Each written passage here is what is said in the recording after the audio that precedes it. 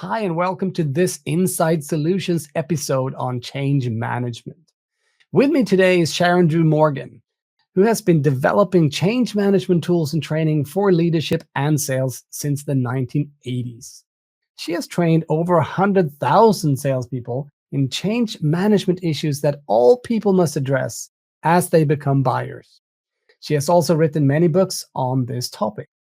Sharon-Drew is what I would call a thought leader who thinks outside of the box. And I think you will find her ideas about change management interesting and refreshing. So let's get Sharon-Drew in here.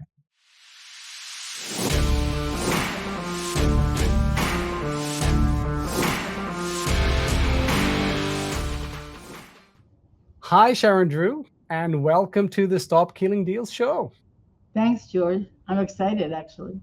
Nice. Great to have you. I'm also excited. And you might have seen and listened to the last episode with Eero, I the change did. management consultant. And this episode, we're going to be following up on some of his advice and insights and I seeing have a how we lot can to say. bring it back to sales. I'm sure you have, and I'm excited to hear it. So he said one thing when I asked him about the definition of change management. Eero shared his definition, which is to get people to work and think differently. Knowing you, I'm curious about your definition of change management before we jump into how it applies to sales. Well, what he didn't say was getting people to think differently according to the needs of the leader. He ignored saying according to the needs of the people involved. To discuss this, I want to tell you a little story. I have Asperger's, and I wasn't diagnosed till I was 61 years old. When I was 11, the whole world looked different to me, and people were doing things that looked and seemed odd. And it seemed that I was doing something right, but I was always in trouble. Why weren't they in trouble when they were odd and I was right? So I figured there was something wrong. So I began taking notes as to what they were doing versus what I was doing. And when it was important to try to fit in, like school, trying to make friends, which was like impossible till my 30s. I realized when I tried to change to be like them that I couldn't. So I could say the right thing once or twice, and then I would forget or I would get it wrong. And I realized I wasn't able to make a change just because I wanted to. So I began studying and going through libraries. I didn't even know what to look for at first. And then I began to understand that it was my brain that was the problem, not my will or my discipline. And as I began studying things about brains, and this was in the 50s, right? Mm-hmm. I began reading about systems, which I didn't at first understand. And what I've come to understand is that systems are the core that holds everything together. I define systems as everything, anything, all the elements that belong in the same set of rules, that agree to the same rules and norms. So a team is a system, you're a system, your family's a system, I'm a system. Any group of people has their own set of rules. So the people that work at Google are going to have a different culture and different system than the people at IBM. Most of the rules are unspoken, but they're understood by the people involved. And they're actually the glue that holds everybody together. When people come from outside, whether it's salespeople or change agents or coaches or doctors, and try to change these people, they're forgetting that there's a system involved that maintains the status quo. So when people are coming in from outside to try to make a change, no matter whether it's good or bad or right or wrong, they're coming in and the system feels it like this. Mm-hmm. Because the outside person is trying to change one thing according to their needs and not complying with the needs and setup of the system of the team or the group. The way change management has been done is an outside person, a leader, is pushing their needs into a group that has a system of rules and beliefs and values and mental models and history and norms. And they're resisting because you're trying to tell the system that it's bad or wrong. Systems have this thing that we learned in grammar school called systems congruence, and they need to maintain balance. And when you change one part of a system, it's out of balance. That's the reason that the buy side takes the time it takes, because it has to maintain and manage its system. That's why change gets resistance and failure, because it's pushing from the outside in. So that's where I believe IO, is that his name, has it wrong. And all other change agents I've talked to, as soon as I hear someone say, well, people don't like change. No, they like change. What they don't like is the way change is being done to them, rather than change agents collaborating and teaching them how to create their own new norms so they can achieve their own excellence. And then the change agent is just the sentry. And if we, so he talked a lot about this from an organizational change management perspective, right? And some of the advice was, of course, to involve the people that were going to have to actually be the ones But he's executing that change. involving them according to the behaviors he wants, according to his outcome, using his languaging, his beliefs, his goal, and his needs. And then he's trying to get them to buy in and quite annoyed when they resist. And this is a good intersection or move over, I guess, to the selling and buying side of this, because that's what you and I are supposed to sort of reflect on today. Like if we take the word change management and ask salespeople and sales managers and sales leaders if they are aware of that, what that is in the context of selling, I would imagine that we will get a lot of no's. So here's when Dale Carnegie first created what I still call the modern day sales, because the intent of sales has not changed since Dale Carnegie in 1937, but who's counting? He couldn't use the phone very well because Mabel was on it, and so the neighbor was on because they had party lines. He couldn't really get on a computer. He certainly couldn't get on a plane very well because the Wright brothers wouldn't have been too happy with him on the plane. So he would bring the product to his neighbor's house and they would talk about it because he already knew what his neighbors needed. Sales was very different then. And sales was about need and product placement, solution placement. Unfortunately, those focuses have remained. How many people do you know that don't need to lose 5 or 10 pounds? Right? Not many. A few. Yeah. A few. Not too many. Need is the wrong indicator for how or when or why someone's going to buy. When you only look for need, not only are you spending so much time finding people that have need but aren't ready, willing, or able to buy, but you're finding that small subset that has finally gotten to the point where they are ready, willing, and able, and you're ignoring that whole group of people that are either en route or people you could be facilitating through their change management. So here's the deal. About 20 years ago, maybe more, I unpacked all the steps of decision making and change. It's the same if you're going to buy a new car as if your team is going to become more customer focused.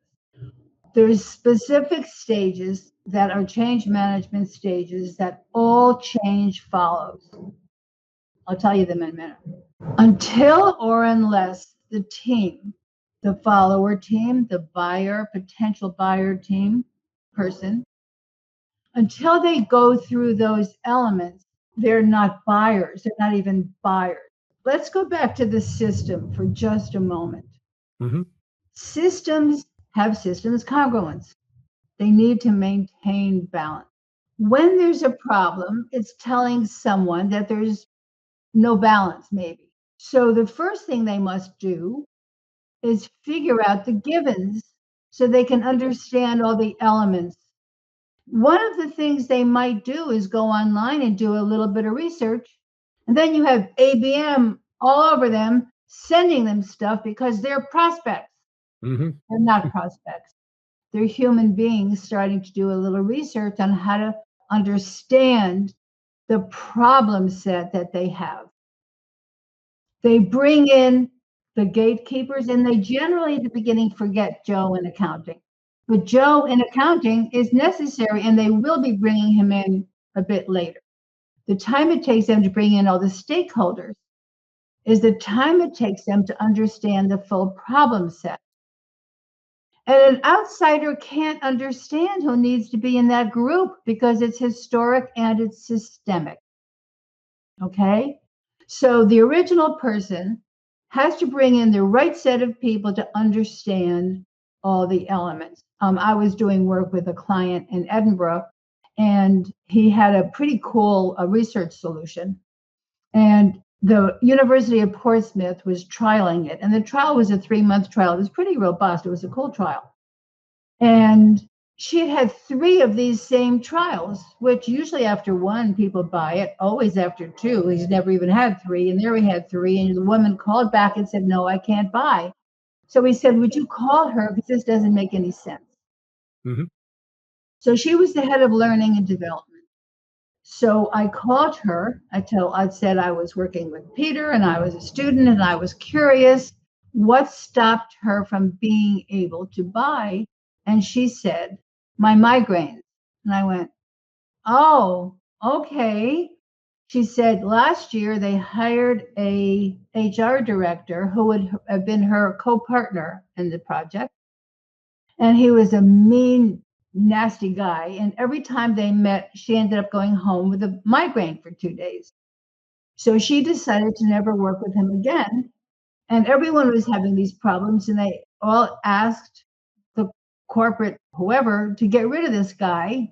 And she was waiting all these months till they got rid of him. When she realized they were not getting rid of him, she refused to work with him and share budget with him, and she couldn't buy the product. It had nothing to do with the product. Usually when people buy or don't buy, it's got nothing to do with the product. It has to do with the system involved. All right. Yeah. So number 1, where are you? The person has to know where they're at in the problem set. Mm-hmm. Once they realize what's missing, the first thing a system does is try to fix it itself. It doesn't go outside and go, oh, I have a problem. I think I'll buy something. Oh, my car is broken down. I'll buy a new one. No, you go to a mechanic to get it fixed. You try to fix the problem yourself. And then once you realize you can't, you have a bigger problem. And here's where salespeople don't understand this at all, which is really sad. The people have to understand that the cost of the solution is equal to or less than the cost of the problem. Because if they have to fire, let's say, 8 people to bring in a new CRM system, they have to weigh the cost of that, and it might not be worth it to them.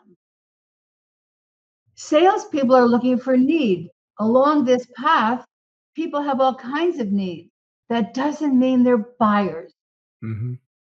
So we have to stop focusing on need. And one of the things I'm doing is I'm creating a buying enablement app, and I'm doing buying enablement coaching because no one is addressing how to facilitate the buy side, which is wholly different from the sell side. And it's all based on change management. And the sell side is based on placing solutions. So the sell side and the buy side are wholly different with different intents.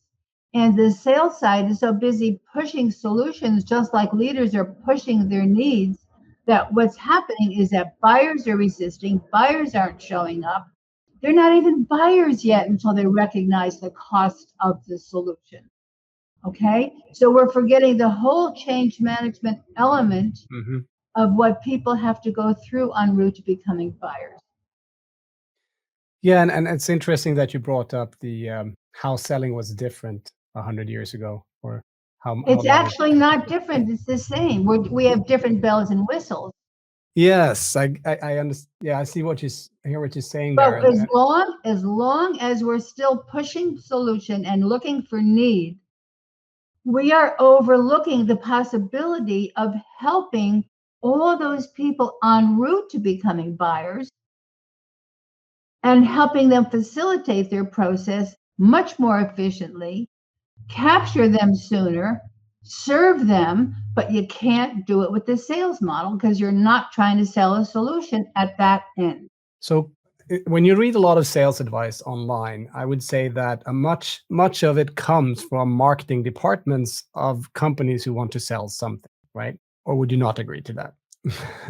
I am trying to figure out a way for sales and marketing to connect and work together. Right now, you've got ABM that's only working with search terms, assuming that if you're searching for something, you're a buyer. Well, that doesn't make any logical sense. What marketing departments are doing is attempting to find names by doing content stuff, which is only interesting to people at the very end of their sales cycle, of their buying cycle, their buy side. If it's of interest earlier, it's just to do research. It's not about buying. And sometimes marketing gives those names over to sales, also going, oh, it's a buyer, but it's not. And they haven't yet been able to figure out the difference between someone who's just doing research and somebody who's actually a buyer. So they're passing all these names on because they went and did a search. They're not buyers. So yeah, salespeople are getting them from marketing, but they're relatively invalid 95% of the time, approximately. It's a very sad situation. Everyone's frustrated, and there's all this money being spent, and the companies are spending. I think they're spending more than they're earning. I don't understand how they're able to afford all these ABM people and all these search people and all these. And then the salespeople are having difficulty selling because all they're doing is placing solutions, and that's why there's so much failure. So which assumptions are we making as salespeople, sales managers, if we are We're doing what you're assuming that if saying? you can see someone searching that they have a need, it's not true. You're assuming that the way to sell is to find people with a need. Not true. Not only that, people that have a real need can find you. Your data's online. You've got a fabulous website. You worked so hard at getting all that you need on a website. You don't need to be pushing your content. If someone needs you, they can find you real quick, right? So we're assuming that by getting the right, salespeople are assuming by getting the right content to what they consider the right people at the right time, you'll buy. And if you don't buy, you're an idiot. They're forgetting the entire buy side, which has nothing to do with what sellers are selling or how they're selling. So if you don't seek out a need or a sale, how do you find buyers? Believe it or not, it's easy. So listen to these two conversations and you tell me who's the buyer, okay? I actually, years ago, I used to make 50 cold calls a day. I did that for about 20 years, 15 years. And I would say something like this. Hi, I'm Sharon-Drew Morgen. This is a sales call. I have invented a buying facilitation model that helps buyers buy. There was my pitch. How are you currently adding new sales skills to your sales folks for those times you're looking to find buyers more efficiently?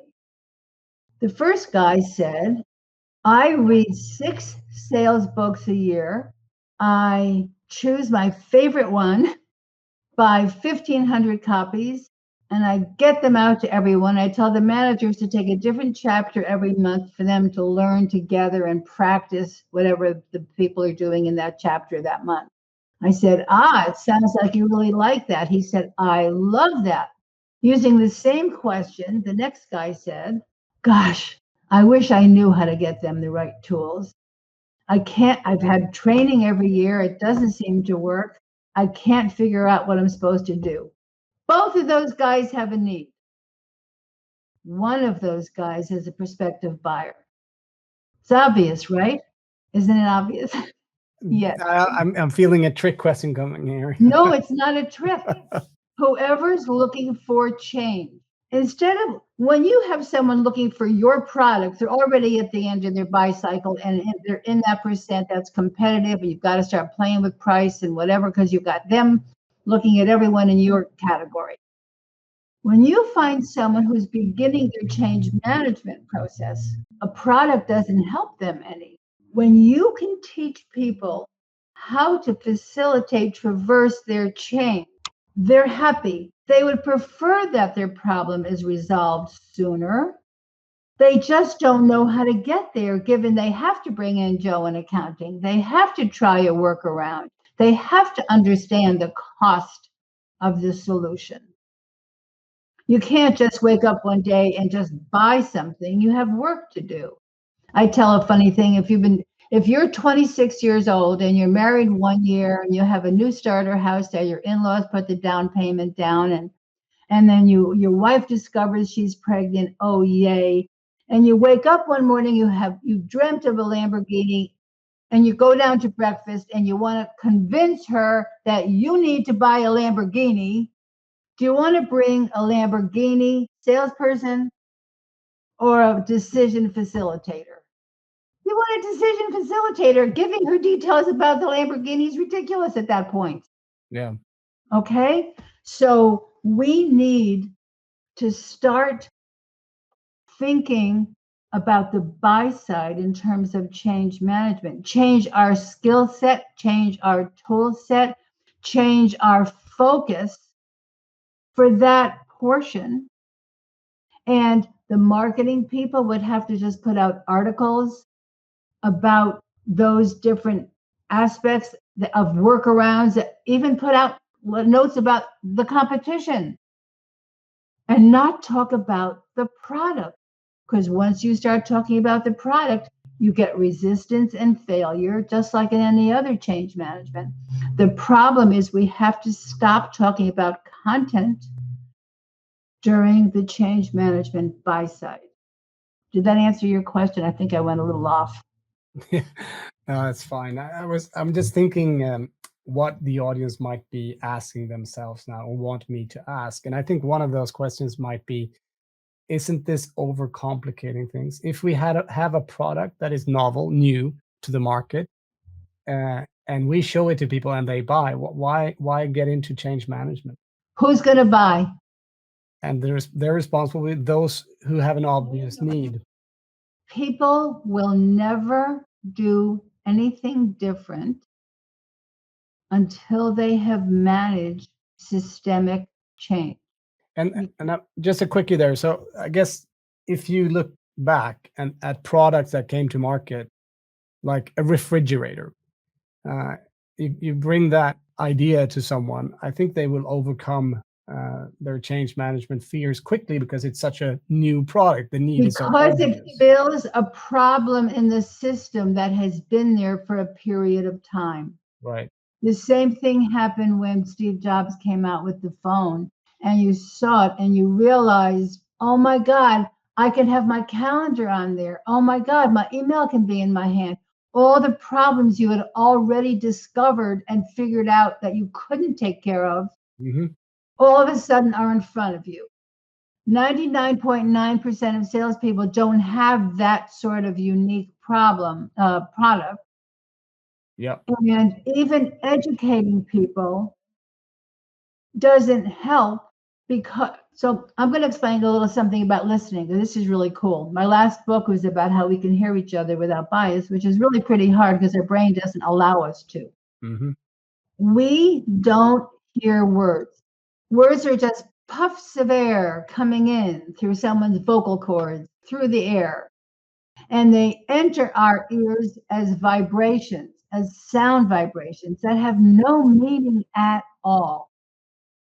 And it's only through our brain, and the brain, I mean, I can tell you all the pieces, but through our brain does it end up being sent to a circuit that scientists call close enough to the incoming vibration.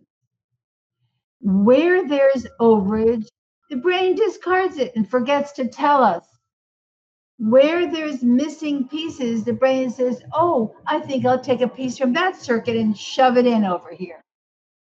We end up misinterpreting, misunderstanding, absolutely messing up the meaning that the person intended.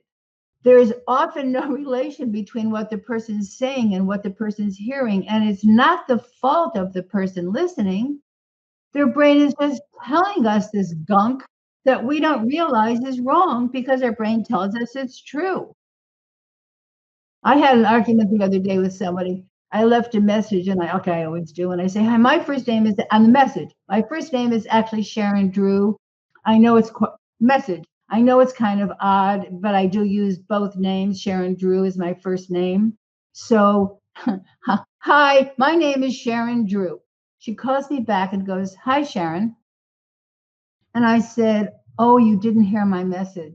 She said, I did. You were very careful to tell me that your name was Sharon and your last name was Morgan. I mean, Drew. I said, no, actually, I said my first name was Sharon-Drew. I said it like 4 times. She said, no, you didn't. You just gave me your first name, which is Sharon. Her brain didn't have a circuit to interpret what I was saying. Her brain told her my name was only half of my real name. It doesn't matter what we're saying if there's no circuits to hear it. When people are going through their change management, they're building new circuits in their brain at the same time. So when it's time to listen for content, they can actually hear the pitch, they can hear the differences, they can hear the education you want to offer them. If they're not there yet, not only can they not hear it or understand it, they're not looking for it, they don't know they need it. And even if you put it in front of them, it goes by the wayside because they don't have circuits to interpret it. There's nothing that we're doing on the sell side that facilitates the buy side. Nothing. And if we can add what I'm calling buying enablement, which is not buyer enablement, because these people aren't buyers yet. They're not buyers till I have determined that the cost of the solution is equal to or less than the cost of maintaining the problem. That's why people keep doing what they're doing. I did a training program for probably the largest multinational in the world. And we had absolutely astronomical results. So she called and said, oh my God, I never expected this. This was amazing. And she said, we love your buying facilitation model. It's just terrific. And I said, great, are we going to train the other 15,000 salespeople? And she said, oh no. She said, it would cost us $2 billion to retrofit everything to have faster sales. We'd have to manufacture quicker. We'd have to have more trucks. She said it would take us 3 years to overcome the $2 billion expenditure. Now, if I were her boss and she said no to me, I would have fired her because 3 years is nothing for that, right? But the cost for her was too high. It had nothing to do with my solution or how good it was. So we have to add another piece to sales so that we can facilitate the buy side, but we have to learn new tools. I'm developing all new tools for a buying enablement process that have nothing to do with sales, but in the end will meet with sales because then sales will end up with a prospect. And then ABM can discover who is a real prospect. Imagine if marketing hands a real prospect to salespeople. Right now, they're just handing names. But it's possible if you consider the buy side in change management that you can hand over real names.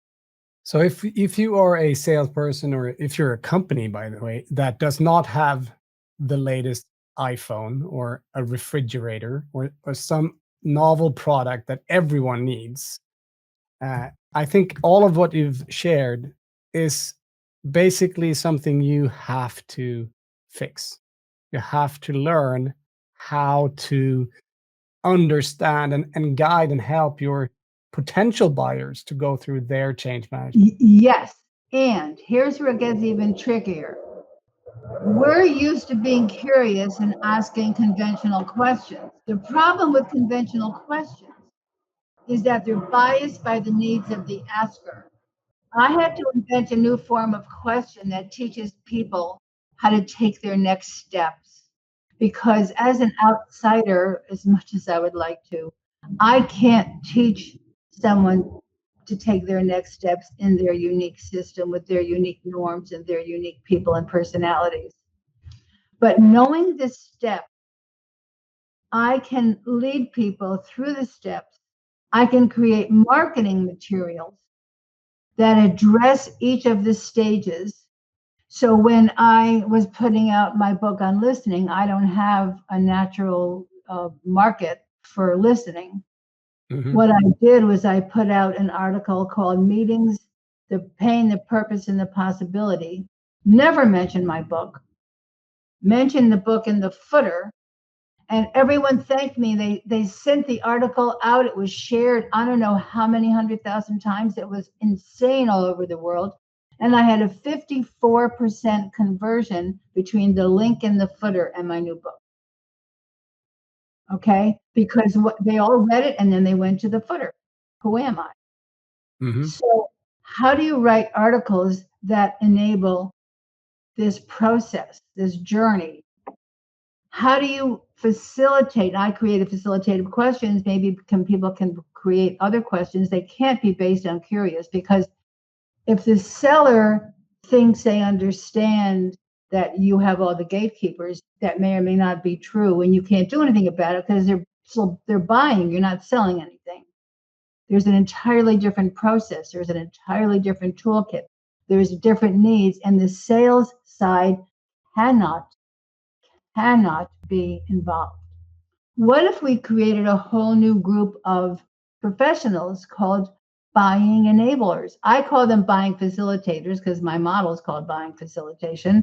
What if they were facilitators? What if they were buying facilitators or even buying enablers?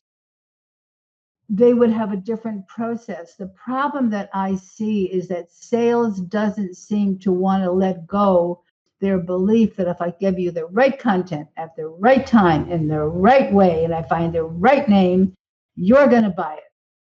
It's actually not true at least 95% of the time.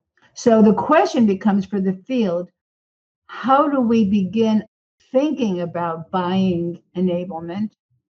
How do we think about facilitating the buy side, understanding the buy side differently than the sell side, being willing to use different tools for the buy side than we do for the sell side? And how do we manage the change that all people have to go through before they become prospects?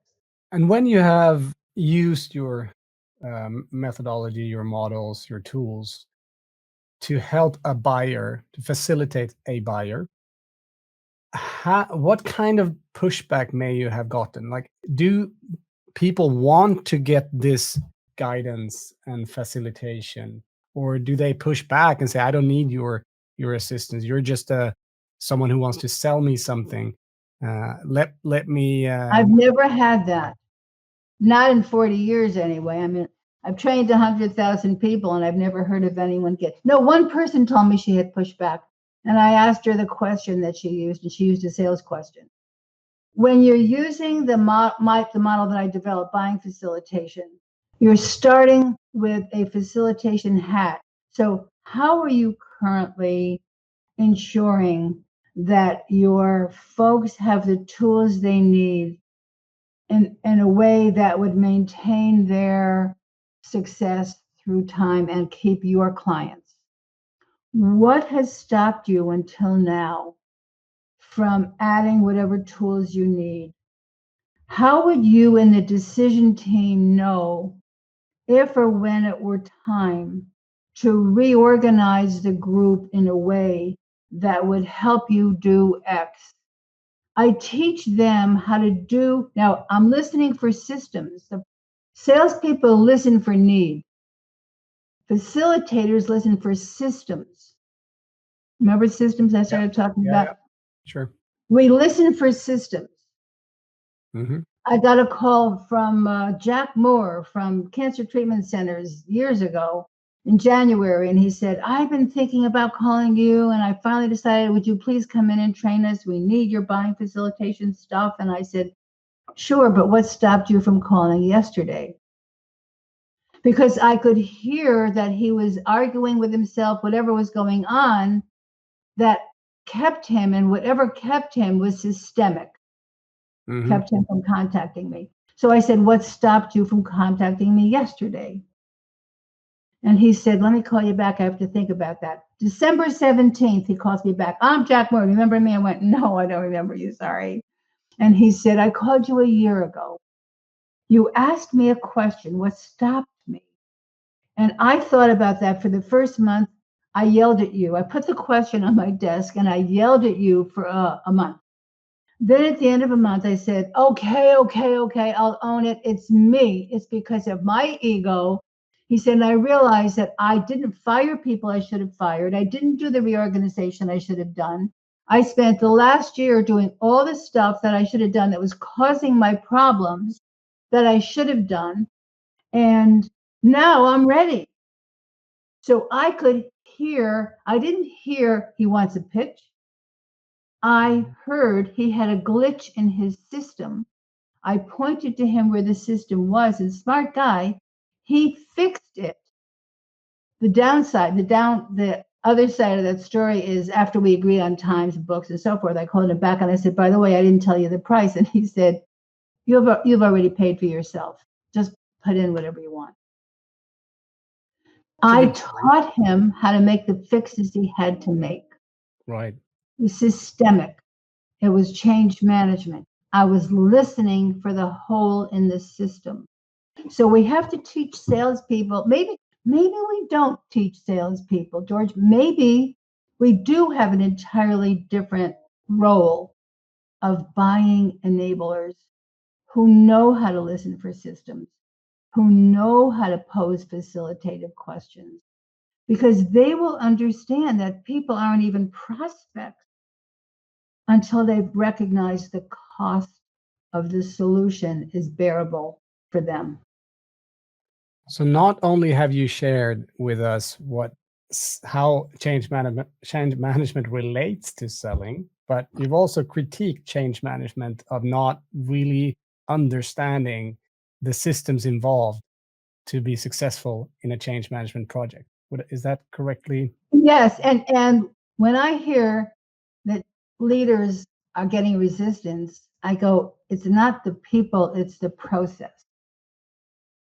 The people they want to be compliant, they try, but you're pushing your goals, your needs, your words, your outcomes. Help them determine each step they need. What are they missing? What are their problem issues? What has stopped them from resolving them? How can they fix the problem with their own workarounds? Do they have old trainers that they hired before, an old solution that they used before? Yes, the competitive people, but they're going to do it anyway. They must. And what is the cost if you go through the change? Let them figure all those things out. You guide them through their change management process. And then you help them figure out what their end result looks like. As long as you've all agreed that the end result is better customer service, whatever you've decided on.